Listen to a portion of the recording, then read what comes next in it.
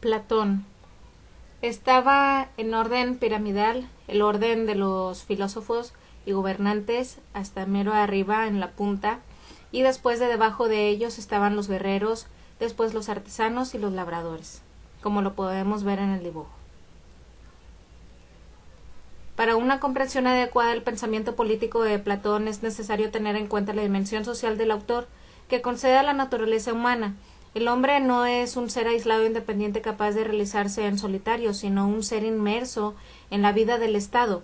Dicho de otro modo, el hombre necesita de los demás para realizarse plenamente tanto en el orden material como en el moral. La sociabilidad es, según Platón, natural al ser humano, y esto solo se alcanza su perfección en el seno del Estado. Se plantea el problema en el cual las características fundamentales del Estado ideal, por encima de todos hay una que lo define, la justicia. Para Platón, la justicia es la virtud principal del Estado. Perfecto. Justicia es el sinónimo de armonía y orden social, y este es el resultado de la aceptación voluntaria del papel social en cada uno de los ciudadanos que debe corresponder, según sus propias cualidades naturales y el estricto cumplimiento a favor del bien común. Solo el estado armónico, es decir, justo, puede producir felicidad para el individuo y para el colectivo de los ciudadanos. Según Platón, el Estado brota espontáneamente de la división del trabajo, imprescindible para dar satisfacción a múltiples necesidades que van surgiendo. Se trata de que cada ciudadano desempeñe su función y contribuya al bien común, meta a la que deben supeditarse todos los intereses particulares. Las diferentes funciones o papeles sociales deben de estar en estrecha relación con las capacidades naturales de cada individuo.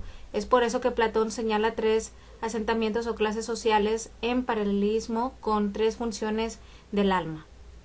Y estas son las clases de los artesanos, que son y que están integradas por aquellos ciudadanos en los que predomina el alma apetitiva. Si se dan las conclusiones adecuadas, presentarán la virtud de la moderación. Tiene por misión producir los bienes materiales necesarios para la subsistencia del Estado. Tiene derecho a la propiedad privada, a elegir esposa y a criar a sus hijos. La clase de los guardianes y guerreros.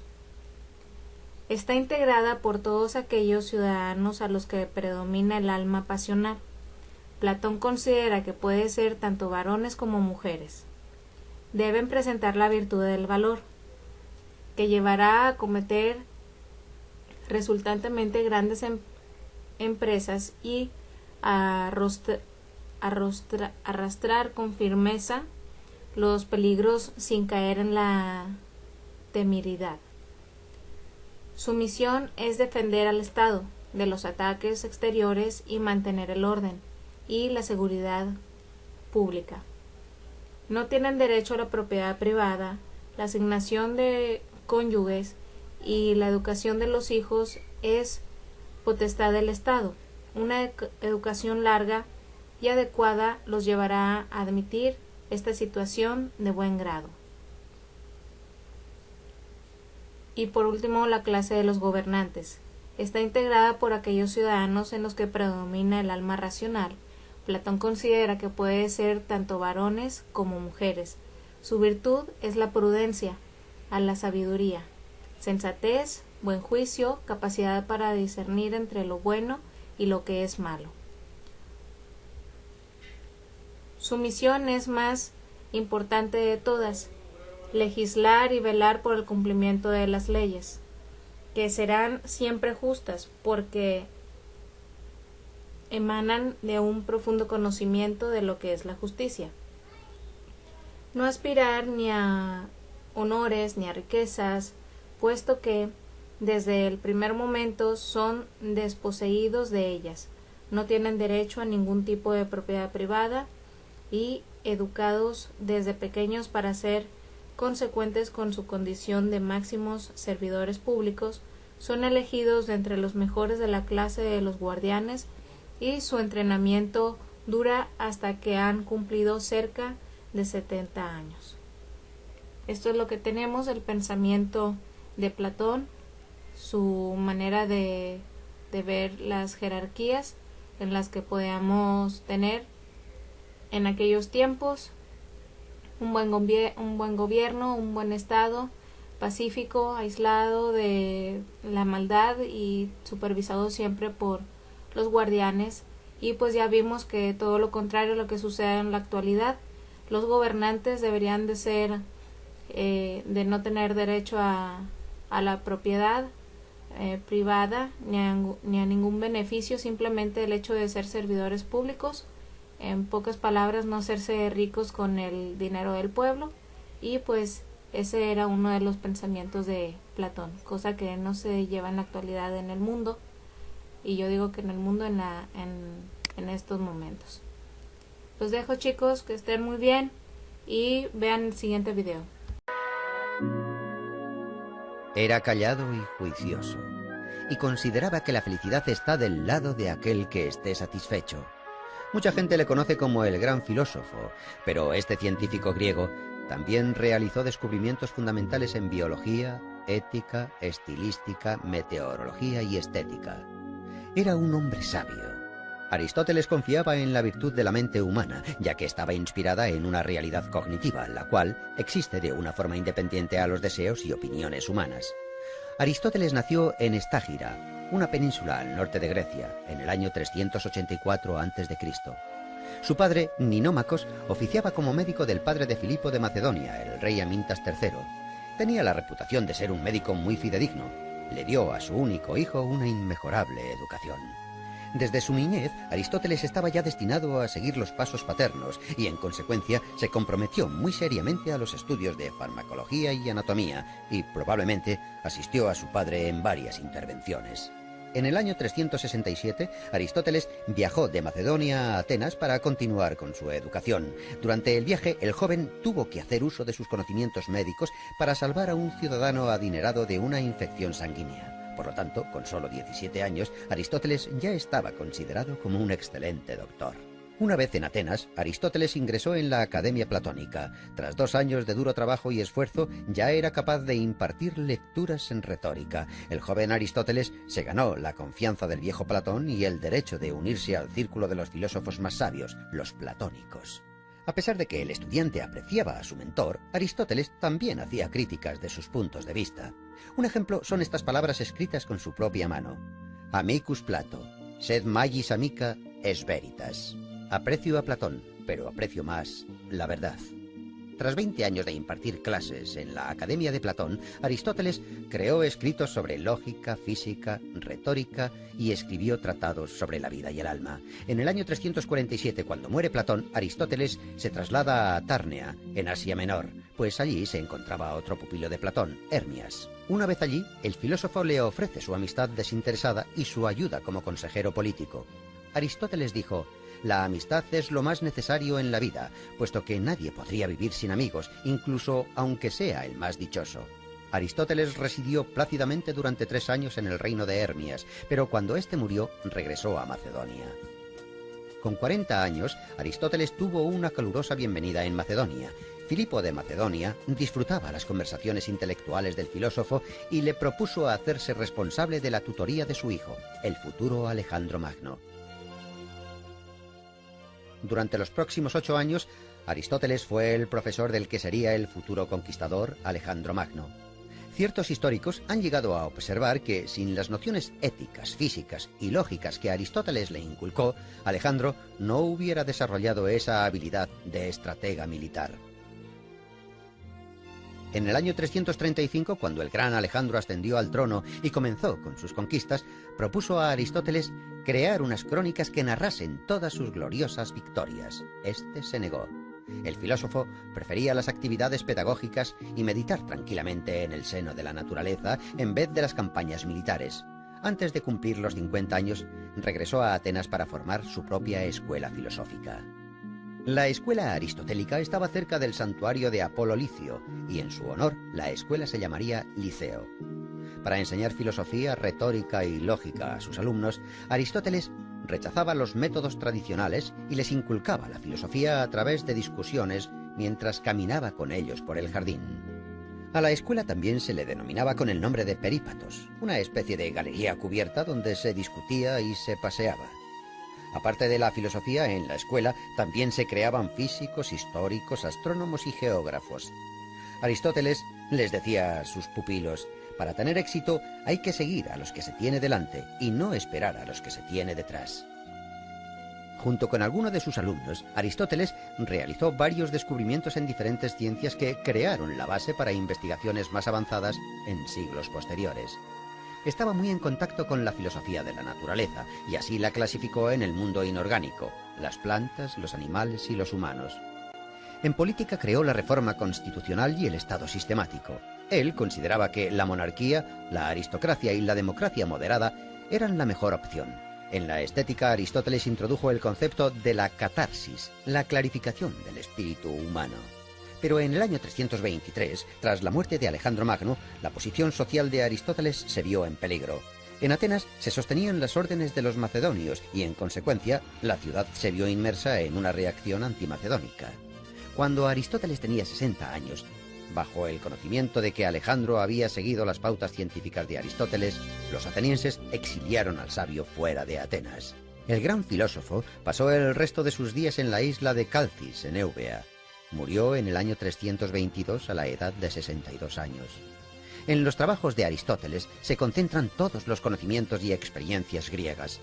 Han pasado los siglos y al final, en el siglo XX, la República griega acuñó sus monedas con el rostro del sabio Aristóteles impreso en ellas, junto con una de sus frases: todo hombre, por naturaleza, tiene aspiración al conocimiento.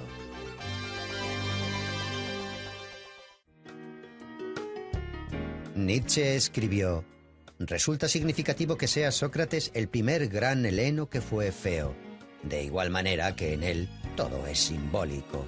Es el padre de la lógica, la cual representa el carácter de la ciencia pura. Antes de que los jueces le condenaran a muerte, el gran filósofo Sócrates afirmó: no debo rechazar mi filosofía mientras me quede aliento. Sócrates. El antiguo filósofo griego nació en Atenas en el año 469 a.C., en la familia del cantero Sofronisto y la comadrona Fainarate. Puesto que Sócrates era analfabeto, toda la información que se conserva de él es gracias a los trabajos de sus discípulos Platón y Jenofonte. No existe mucha información sobre los primeros años de su vida, pero se sabe que con 17 años ya llamaba la atención por la gran agudeza de sus razonamientos y su facilidad de palabra. Era de pequeña estatura, vientre prominente, ojos saltones y nariz respingona.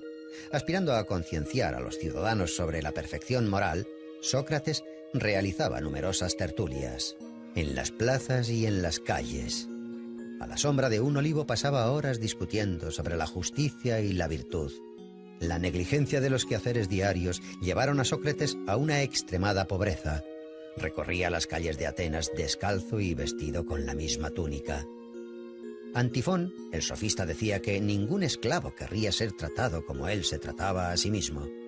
Sócrates se sumergía tan profundamente en sus propios pensamientos que llegó a permanecer todo un día en el mismo sitio. Aunque con el comienzo de la guerra del Peloponeso, cuando el peligro amenazó a su ciudad natal, Sócrates luchó valientemente por la protección de Atenas. Cuando el oráculo de Delfos anunció que Sócrates era el griego más sabio, el mismo filósofo se sorprendió mucho. Interpretó el oráculo como un enigma y se aventuró a encontrar hombres más sabios que él. Acudió a los sofistas, quienes ejercían la profesión de enseñar la sabiduría. Fingiendo ser un ignorante, Sócrates preguntaba humildemente a los sabios de Atenas sus conocimientos sobre el bien, la belleza y la virtud. Después, con una agilidad irónica espléndida, les hacía notar sus propios errores. Su mérito más grande fue crear un método inductivo que le permitía llevar a sus alumnos a la solución de los problemas que se le planteaban, por medio de hábiles preguntas, cuya lógica iluminaba el entendimiento. Inspirado por cómo su madre ayudaba a traer niños al mundo, él creó el método denominado como mayéutica. Sócrates llegó a la conclusión de que realmente era el griego más sabio, por el mero hecho de que él, a diferencia de los demás, era consciente de su ignorancia. Solo sé que no sé nada. Sócrates pensaba que los dioses le habían encomendado la misión de impedir que los ciudadanos cayeran en la hibernación espiritual, y actuaba como una avispa que incordia a un caballo. De hecho, ese fue el apodo por el que le conocían, la avispa ateniense. Sócrates intentaba comprender y formular principios morales que fuesen uniformes para todo el mundo. Solo hay un bien, es el conocimiento. Solo hay un mal, es la ignorancia, decía Sócrates. Insistía en impartir una educación a los jóvenes en la que no solamente los padres, sino también los poetas y los filósofos deberían comprometerse. Los ciudadanos atenienses se quejaban de que parecía que perdían el control de sus hijos, porque el astuto filósofo les estaba arrebatando el afecto de sus niños. Aristófanes describe esta situación en su comedia Las nubes. Cuando un joven le preguntó a Sócrates si era necesario casarse, Sócrates le contestó: «Haz lo que desees, te arrepentirás de todas formas». El propio Sócrates, a la edad de 40 años, contrajo matrimonio con una joven de 19 años. Ella se llamaba Xantipa. Se la conocía por su escandaloso temperamento. No obstante, Sócrates, con pleno dominio de sí mismo, aguantaba a su insensata esposa con su calmada filosofía. Tras la larga guerra del Peloponeso, Atenas cayó en las manos de Criteas, un tirano espartano y un antiguo discípulo de Sócrates. A pesar de que Sócrates nunca había colaborado con tiranos de ninguna clase, el filósofo fue acusado por no reconocer a los dioses atenienses y por corromper a la juventud. Con 70 años, cuando se presentó ante el tribunal, el viejo filósofo probó a través de construcciones lógicas que no debería ser sometido a juicio, sino ser honrado como el benefactor de la sociedad e instructor espiritual. Los jueces se enfurecieron y fue declarado culpable de todos los cargos y condenado a muerte. Aguardando a la ejecución, Sócrates pasó su último mes de vida en la cárcel hablando de filosofía con sus compañeros, tratando temas como la inmortalidad del alma. Antes de la ejecución, su amigo Crito le había facilitado una salida para escapar de Atenas, pero Sócrates la rechazó porque creía que había que cumplir las leyes aunque fueran injustas. Cuando llegó el día, Sócrates bebió la cicuta sereno y callado. Sus últimas palabras fueron: «Crito, le debo una gallina a Asclepios». En aquellos tiempos, cuando un paciente se recuperaba, se sacrificaba una gallina a Asclepios, el dios de la medicina. Esas palabras reflejan que la muerte del cuerpo simboliza la recuperación del alma.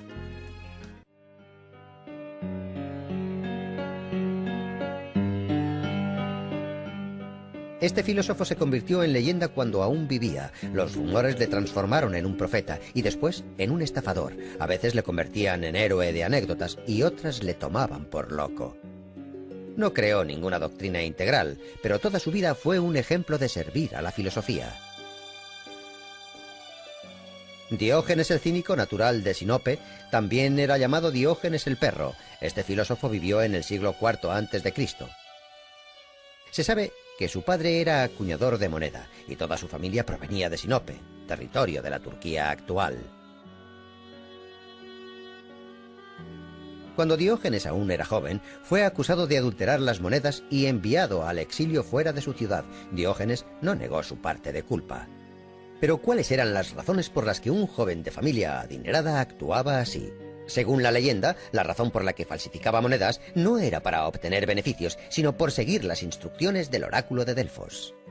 El joven Diógenes acudió al oráculo y le realizó la descarada pregunta de ¿qué debo hacer para hacerme famoso?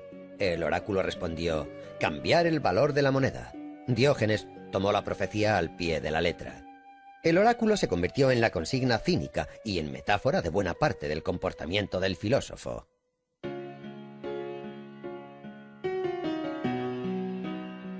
Expulsado de su Sinope natal, Diógenes viajó a Atenas, donde conoció al filósofo griego Artístenes, fundador del cinismo.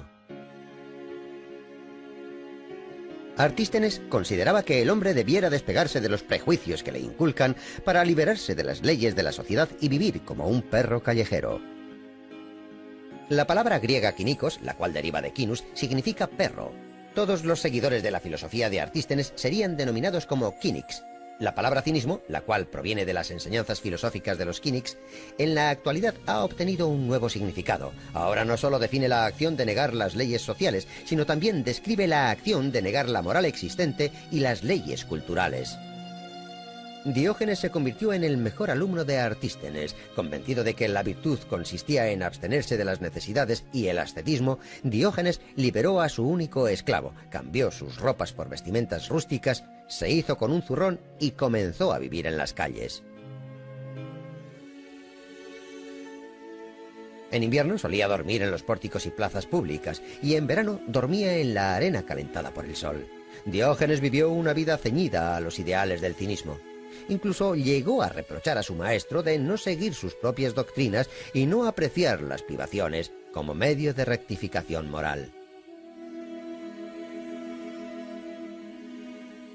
Diógenes dejó de viajar por Grecia. Cuando le preguntaban de dónde venía, él siempre contestaba: «Yo soy cosmopolita, soy un ciudadano del mundo». En una ocasión, el solitario e indefenso predicador cayó en manos de piratas. Le vendieron como esclavo a un rico de Corinto llamado Geníades. Su nuevo amo no tardó en apreciar el conocimiento especial del filósofo y le dispuso como tutor de sus hijos.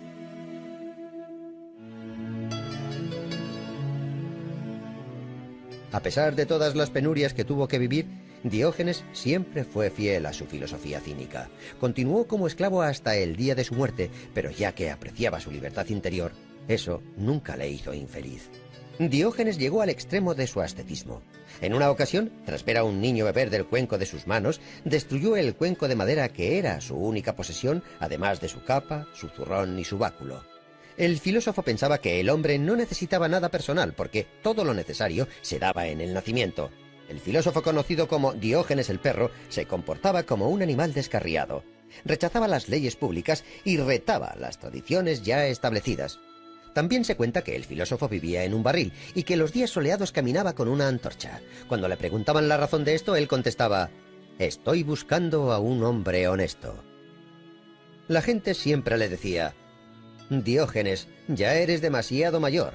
Es el momento de que te calmes». Pero el filósofo contestaba: «Ya casi he terminado. Ahora es el momento de correr, no de pararse». Su peculiar estilo de vida, su extrema agudeza y su irresistible energía hicieron del filósofo una leyenda de la antigua Grecia.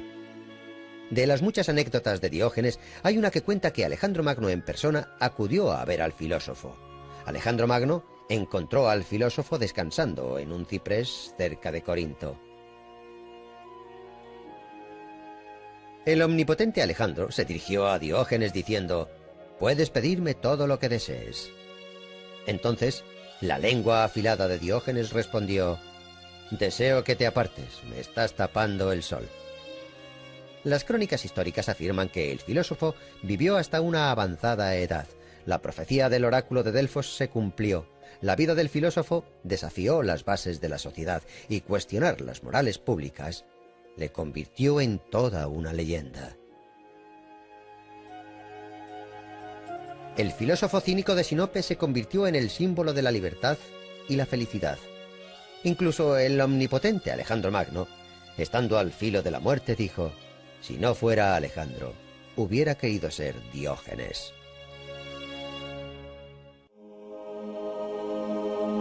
La escuela fundada por este antiguo filósofo se convirtió en un prototipo de la educación superior moderna.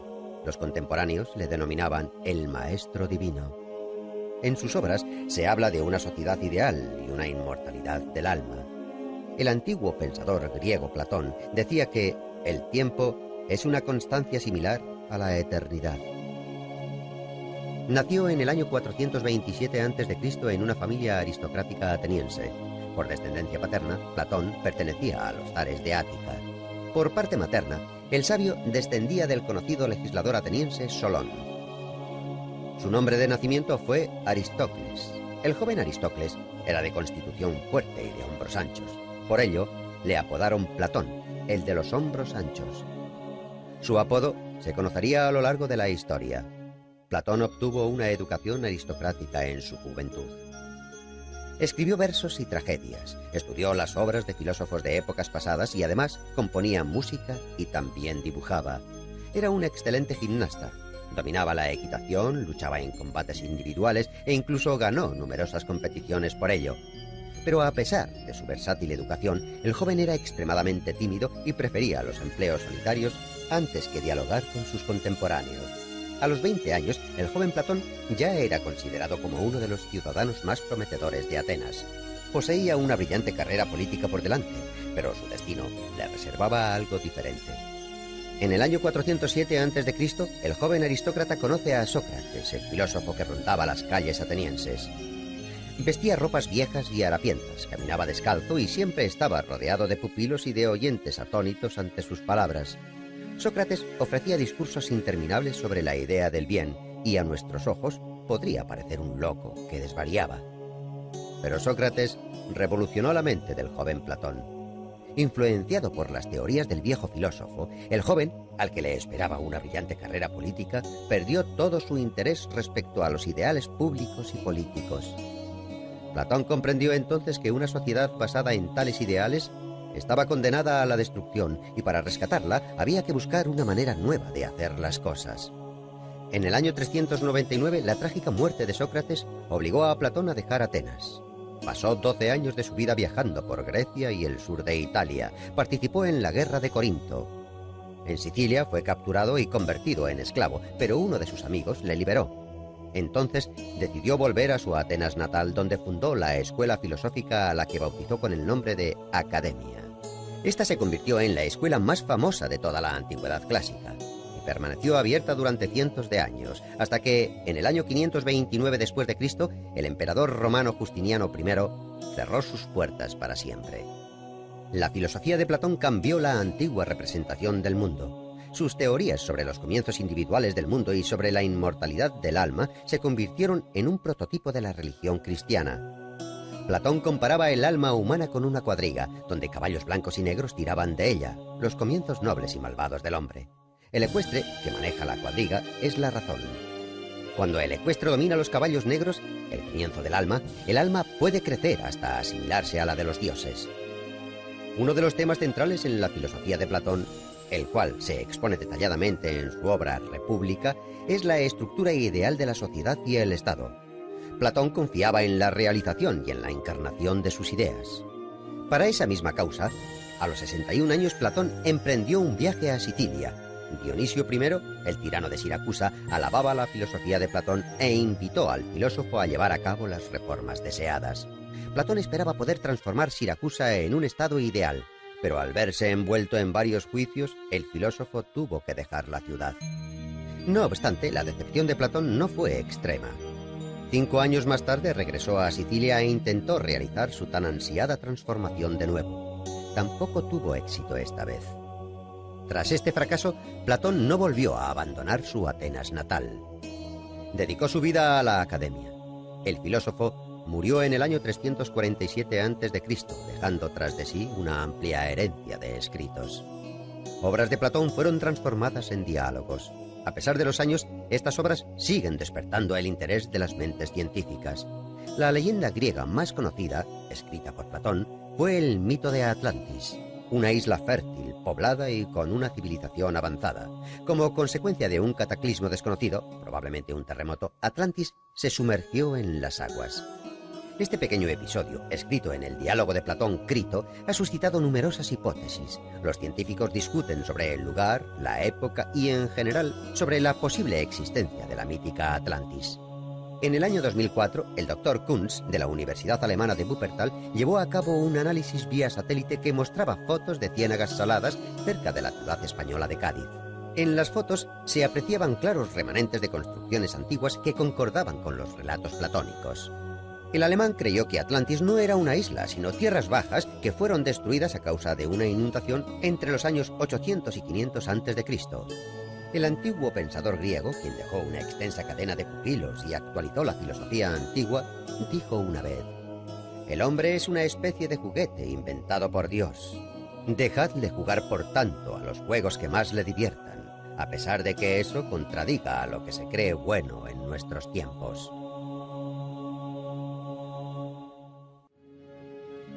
Hoy en día sus tragedias tienen el mismo éxito que en el siglo V a.C., aunque en su época sus obras provocaban el enfado de los espectadores y los competidores poéticos.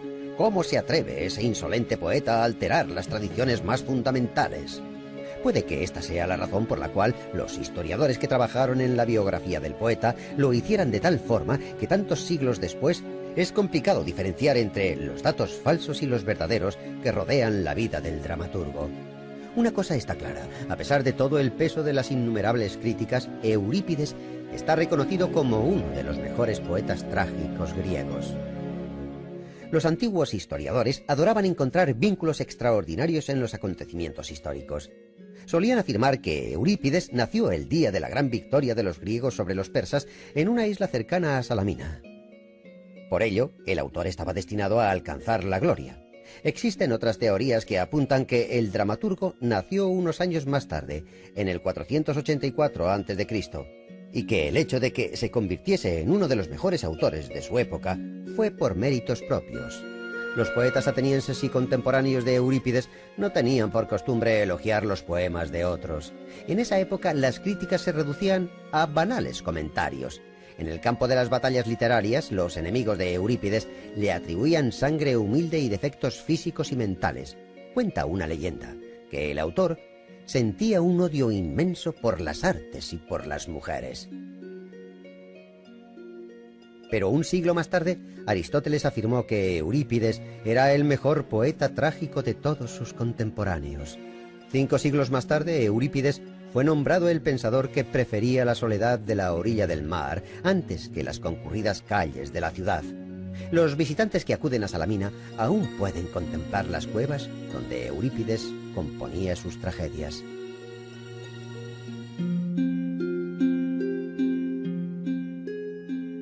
Como otros trágicos, las obras de Eurípides tratan de leyendas y eventos de la mitología que describen crímenes, asesinatos, venganzas, perjurio, incesto, autosacrificios glorificados, severidad, devoción y valentía.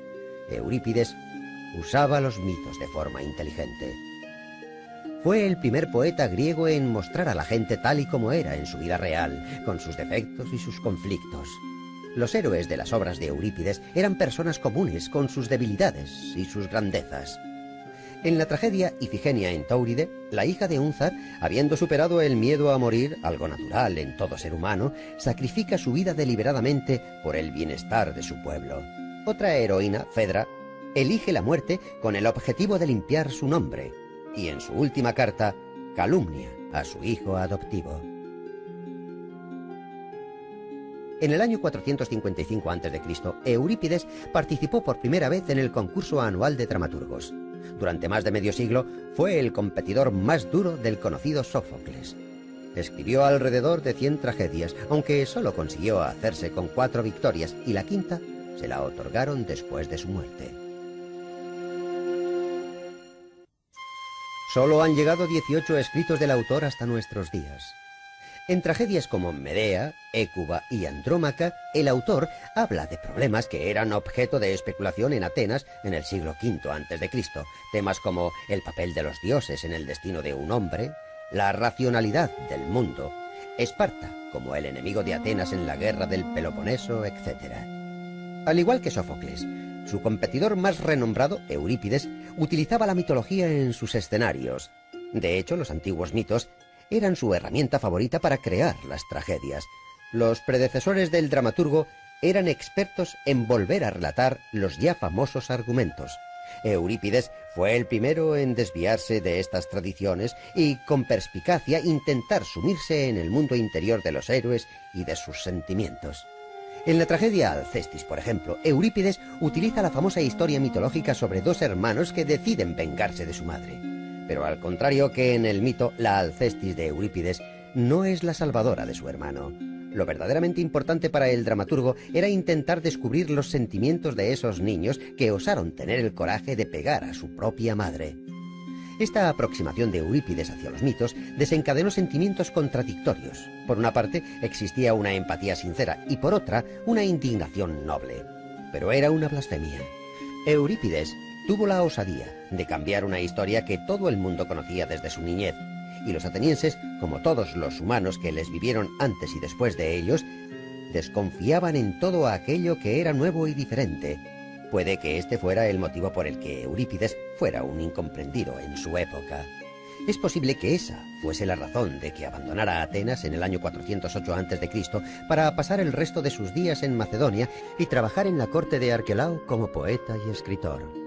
Allí, en Macedonia, entre los años 407 y 406 a.C., Eurípides falleció en las líneas de una triste primavera que podrían formar un epitafio. No debe lamentarse la muerte, debe lamentarse la vida destinada a la lucha y a una vida miserable. Desde los tiempos antiguos solo nos han llegado unas pocas imágenes del dramaturgo, pero visualmente demuestran que durante toda su vida este hombre melancólico inclinaba su cabeza pensativo agradeciendo los reconocimientos, pero sin comprender los injustos y constantes ataques. Antes de que se implicase en el estudio de las ciencias, la historia parecía un mito. Su propia vida parece una leyenda. Patriota griego y un entusiasta de los viajes, fue el fundador de la etnografía. Fue escritor y científico, fue el padre de la historia. Heródoto de Halicarnaso dejó constancia de un ecúmeno, desde la civilización europea hasta lo que nosotros entendemos como civilización más moderna.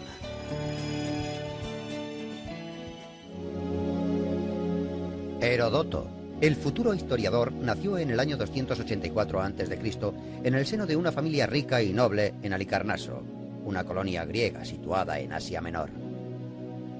A pesar de que Heródoto era un ciudadano persa, era heleno por parte materna.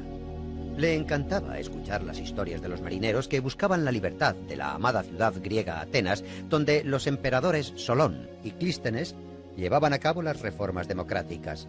Pero en su ciudad natal, el tirano Ligdamis luchaba por hacerse con el poder. El joven Heródoto, junto a otros seguidores de la democracia, se rebelaron contra el tirano. La revuelta fue contenida y para salvar su vida, Heródoto tuvo que huir a la isla de Samos, uno de los estados más ricos de Grecia.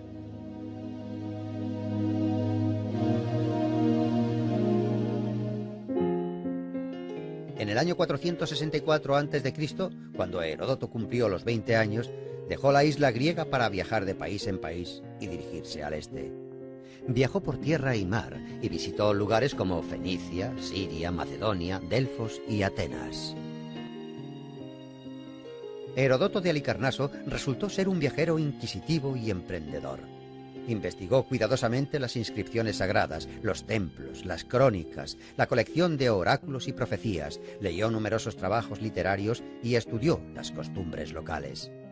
Más tarde, con diligencia, escribió todas sus observaciones personales en un libro que se convertiría en la famosa Historiae, el primer libro histórico de los tiempos antiguos. En el libro, Heródoto describía la distribución de la población de Babilonia y el método de construcción de sus edificios.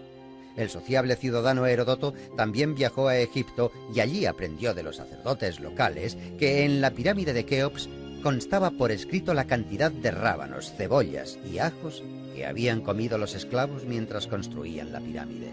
Heródoto visitó la costa norte del Mar Negro, donde se relacionó con la tribu de los escita, que eran personas bélicas y crueles. Acorde con los relatos de Heródoto, los escita se bebían la sangre de sus enemigos y para ello utilizaban sus cráneos. Además, ostentaban los cueros cabelludos como trofeos o botines de guerra. Las descripciones sobre la vida de los escita que Heródoto escribió fueron más tarde verificadas por investigaciones arqueológicas que encontraron restos sepulcrales de la tribu en el sur de Rusia y en Ucrania. Las anotaciones de los 10 años que Heródoto de Halicarnaso había recopilado durante sus viajes se convirtió en una grandiosa obra que nunca fue titulada. No obstante, muchos historiadores creen que la obra fue titulada Historiae, que significaba investigación y desarrollo en el griego antiguo. 330 años después, en el siglo II a.C., científicos de Alejandría dividieron la composición de Heródoto en 9 tomos y los dedicaron a las 9 musas. El primer libro, por ejemplo, fue titulado Clío. La guerra de los griegos contra el imperio persa era el principal argumento de esta gran obra. Heródoto fue contemporáneo de estos sucesos. El historiador admiraba el coraje de los griegos y quería narrar para futuras generaciones las batallas que los griegos y persas soportaron durante 50 años. Más de la mitad de la obra se refiere a los antecedentes de las guerras médicas y el resto a la propia contienda. Fue una de las primeras obras escritas en prosa griega que muestra digresiones históricas, etnográficas y geográficas, así como las tradiciones, las religiones y la vida en Asia Menor. En el año 443 a.C., cuando la guerra entre griegos y persas llegó a su fin, Heródoto viajó al sur de Italia con el fin de encontrar una colonia llamada Turios. Finalmente, a la edad de 40 años, a Heródoto se le llamaba Turio, por haber ayudado a fundar esta colonia. Los investigadores opinan que este lugar fue su último cobijo. Pero no se puede excluir la posibilidad de que al final de su vida, Heródoto dejase Turio para volver a Atenas. No se conoce demasiado sobre los últimos años del historiador.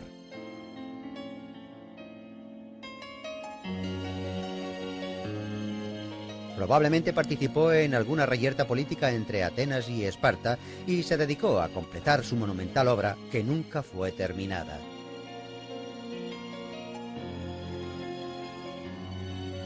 Los relatos de Historiae se detienen en el año 478, en la descripción de una cercana aldea llamada Sesta. Heródoto vivió alrededor de 60 años y murió cerca del año 425 a.C. 4 siglos más tarde, el orador romano Cicerón hablaba de Heródoto como el padre de la historia. Para los historiadores actuales, el espléndido escrito de Heródoto es una fuente de oro para obtener información sobre la historia de los países antiguos.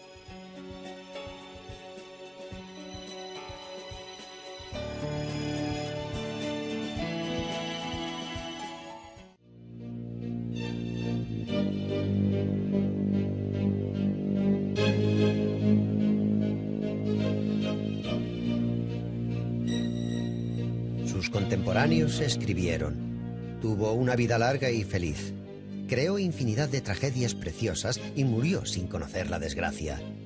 Escribió más de 100 obras, pero solo se conservan 7 de ellas, aunque estas demuestran que Sófocles fue uno de los mejores poetas trágicos de la antigüedad. Sé osado. Lo que los sueños te traen con la luna, los rayos del sol se lo llevarán. Hijo mío, no hay mejor regalo que la vida. Como ocurre con otros poetas antiguos, no se conoce demasiado sobre Sófocles. Nació en Colono, un pueblo cerca de Atenas. El autor haría conocido su lugar de nacimiento por medio de su tragedia Edipo en Colono. Era hijo de un rico armero llamado Sófilo. Otorgó a su hijo la posibilidad de recibir la llamada educación ateniense, que fomentaba el libre desarrollo del cuerpo y el espíritu. El joven Sófocles se inclinaba por jugar a la pelota y estudiar música. A los 16 años fue elegido director del coro de muchachos que dedicaba himnos a los dioses, para celebrar la victoria contra los persas en la batalla de Salamina. Esta batalla conecta a 3 de los mejores poetas trágicos de la antigua Grecia.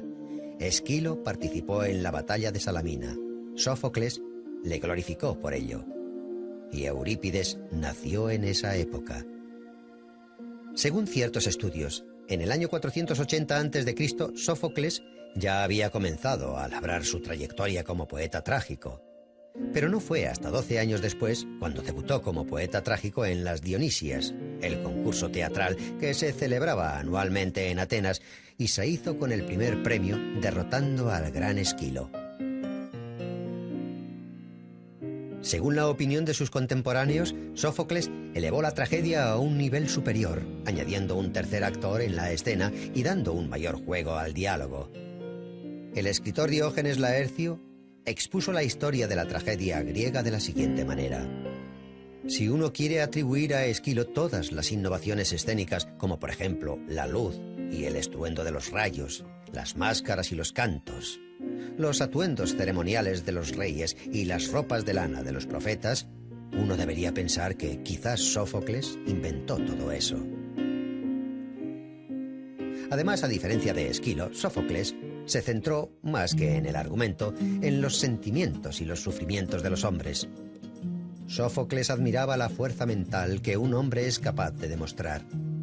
En su famosa obra Antífona, Sófocles comienza el estribillo diciendo: «Hay muchas maravillas en el mundo, pero el hombre es la más maravillosa de todas ellas». Con obras como esta, Sófocles se convirtió en uno de los poetas más conocidos de la antigua Grecia. En el festival en honor a Dionisio ganó el primer premio en más de 20 ocasiones y el segundo más de una docena de veces. Pero nunca se permitió quedar el tercero, que para él sería el último puesto. Escribió más obras que muchos autores, 123 dramas, pero solo 7 han llegado a nuestros días. Áyax, Las Traquinias, Electra, Filoctetes y la trama de la familia del rey Edipo fue quien otorgó la mayor fama a su autor. La trama consta de las tragedias Edipo Rey, Edipo en Colono y Antígona. En la tragedia Edipo Rey se narra la caída de Pericles al mando del Estado ateniense y se interpreta de una forma muy creativa. En la historia, los años de su gobierno se conoce como la época de Pericles, el período donde Atenas era fuerte y próspera. Sófocles era uno de los mejores amigos de Pericles. En el año 440 a.C., ambos fueron elegidos estrategos y participaron en la expedición ateniense contra Samos, acontecimiento que recoge Plutarco en Sus vidas paralelas. El poeta jugó un papel muy activo en la vida pública de la polis. Incluso cuando Sófocles era ya un hombre muy mayor, fue elegido como uno de los 10 consejeros que, supuestamente, devolverían los años dorados a Atenas. Sobre la vida personal de Sófocles se desconoce la mayoría. Solo se sabe que tuvo 5 hijos. Hay quien piensa que un hijo de Sófocles, llamado Lofón, intentó atribuirle a su padre una enfermedad mental causada por su avanzada edad. El poeta dijo ante el tribunal: «Si estoy loco, no soy Sófocles. Si soy Sófocles, no estoy loco». Y a continuación recitó el comienzo de la tragedia de Edipo en Colono. Con admiración, el jurado se percató de que en efecto se trataba de Sófocles y por lo tanto no podía estar loco. La tragedia de Edipo en Colono fue llevada al escenario por su nieto, también llamado Sófocles. La representación tuvo lugar justo después de que, con 90 años, su abuelo Sófocles falleciera. Sófocles también era conocido por su afán a la religión. Según algunos historiadores, antes de que el templo para Asclepios, dios de la medicina, fuera construido en Atenas, Sófocles adoraba al dios en su propia casa.